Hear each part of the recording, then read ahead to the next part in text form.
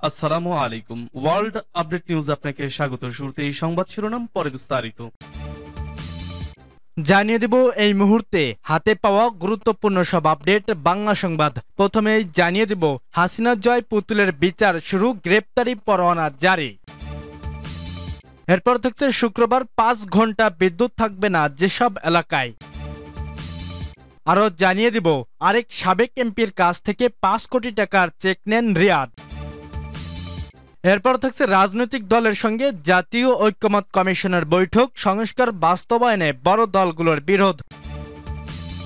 এবং সর্বশেষ জানিয়ে দেব একদিনেই বিএনপির 20 নেতা বহিষ্কার। এতক্ষণ শুনছিলেন সংবাদ শিরোনাম, এখন বিস্তারিত।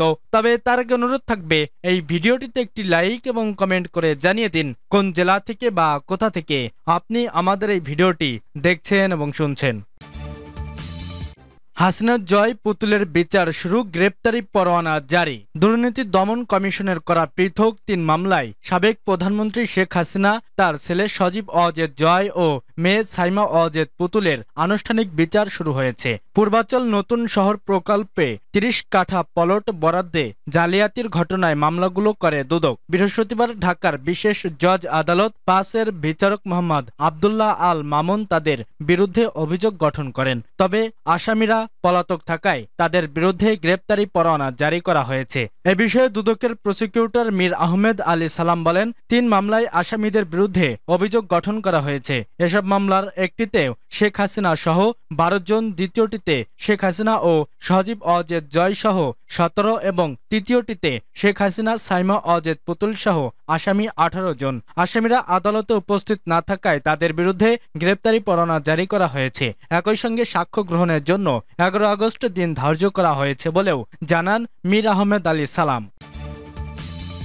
শুক্রবার 5 ঘন্টা বিদ্যুৎ থাকবে না যেসব এলাকায়। প্রকল্প কাজের জন্য আগামী শুক্রবার দেশের উত্তর অঞ্চলের 3 জেলায় 5 ঘন্টা বিদ্যুৎ সরবরাহ বন্ধ থাকবে বলে জানিয়েছে পাওয়ার গ্রিড বাংলাদেশ পিএলসি। রোববার পিজিসিবি থেকে পাঠানো এক বিজ্ঞপ্তিতে এ তথ্য জানানো হয়। বিজ্ঞপ্তিতে বলা হয়, 1 আগস্ট সকাল 7টা থেকে দুপুর 12টা পর্যন্ত প্রকল্প কাজের স্বার্থে পূর্ব সাদিপুর গ্রিড উপকেন্দ্রে সম্পূর্ণ শাটডাউন থাকবে। ফলে সে সময় দিনাজপুর জেলার নেস্কো বিতরণ 1 থেকে 2 এর আংশিক, দিনাজপুর পল্লী বিদ্যুৎ সমিতি 1 এর আওতাভুক্ত এলাকা ঠাকুরগাঁও এবং পঞ্চগড় জেলায় সম্পূর্ণরূপে বিদ্যুৎ সরবরাহ বন্ধ থাকবে। এতে আরও বলা হয়, গ্রাহকদের সাময়িক অসুবিধার জন্য পাওয়ার গ্রিড কর্তৃপক্ষ আন্তরিকভাবে দুঃখ প্রকাশ করছে।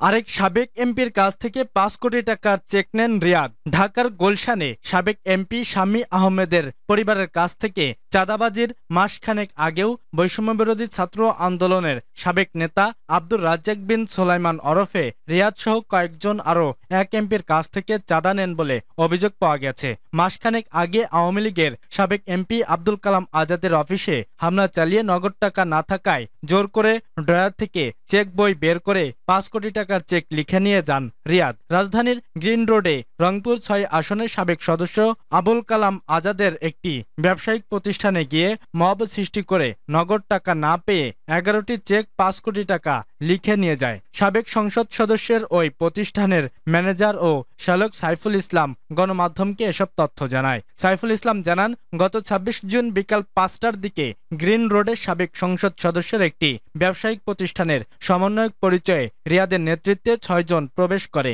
সে সময় অফিসে ছিলেন সাবেক সংসদ সদস্য আব্দুল কালাম আজাদ। অফিসে এসেই তার এমপির ফোন কেড়ে নেয়। পরে আওয়ামী লীগের দোসর বলে বিভিন্ন হুমকি দিতে থাকে। অফিসের নিচে 200 লোক আছে এসব বলে হুমকি দিয়ে তারা মব তৈরি করে। এর সময় তারা তার কাছে টাকা দাবি করে, কিন্তু নগদ টাকা না থাকায় জোর করে ড্রয়ার থেকে চেক বই বের করে তার ব্যাংক অ্যাকাউন্টের চেক বইয়ের 11টি পাতায় 5 কোটি টাকা লিখে নিয়ে চলে যায়। এ সময় তার ফোনটা দিয়ে যায়।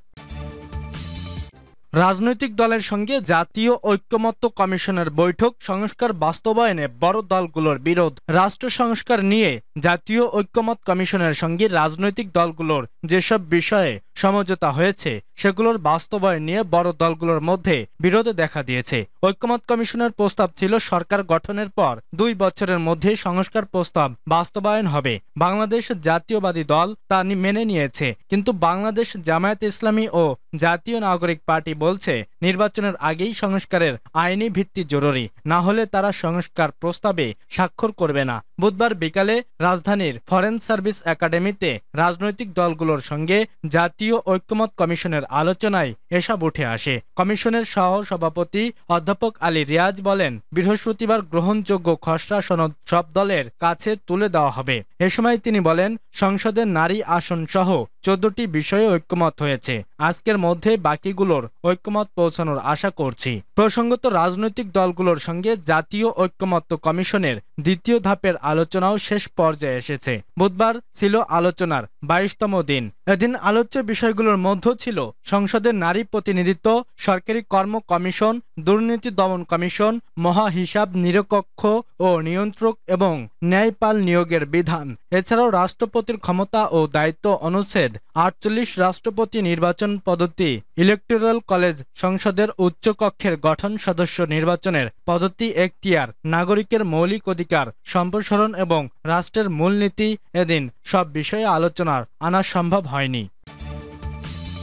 একদিনেই বিএনপির 20 নেতা বহিষ্কার, দলীয় শৃঙ্খলা লঙ্ঘন, সংঘাত, হানাহানি সৃষ্টি, চাঁদাবাজি সহ নানা অপকর্মে লিপ্ত থাকার অভিযোগে একদিনেই বিএনপির 20 নেতাকে বহিষ্কার করা হয়েছে। গত মঙ্গলবার তাদের বহিষ্কার করা হয়। একই সঙ্গে চট্টগ্রাম উত্তর জেলা বিএনপির কমিটি বিলুপ্ত করা হয়েছে। 2024 সালের 5 আগস্টের পর দেশের বিভিন্ন জেলায় সংগঠনের কিছু নেতাকর্মীর বিরুদ্ধে চাঁদাবাজি, তদবির, বাণিজ্য ও প্রভাব বিস্তারের অভিযোগ উঠেছে।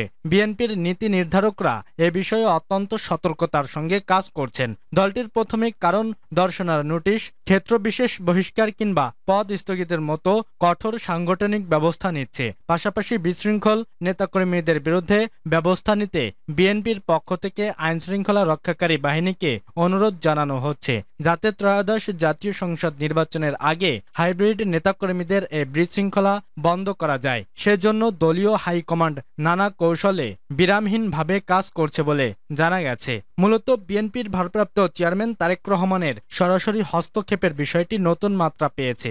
যেসব নেতাকর্মী অপরাধ বিশৃঙ্খলায় জড়িয়ে দলের ইমেজ নষ্ট করতে চায় তা পর্যবেক্ষণে দলের কজন সিনিয়র নেতা ছাড়াও বিভিন্ন মাধ্যমে তারেক রহমান খোঁজ নিচ্ছেন, যে কারণে অভিযোগ উত্থাপনের সঙ্গে সঙ্গেই বিশৃঙ্খলায় জড়িতদের বিরুদ্ধে ব্যবস্থা নেওয়া হচ্ছে, কাউকেই ছাড় দেওয়া হচ্ছে না। এক কথায় দলীয় শৃঙ্খলা বজায় রাখতে আরও কঠোর তারেক রহমান। তিনি স্পষ্ট বার্তা দিয়েছেন, চাঁদাবাজ ও উচ্ছৃঙ্খল নেতাদের কোনো ছাড় নেই।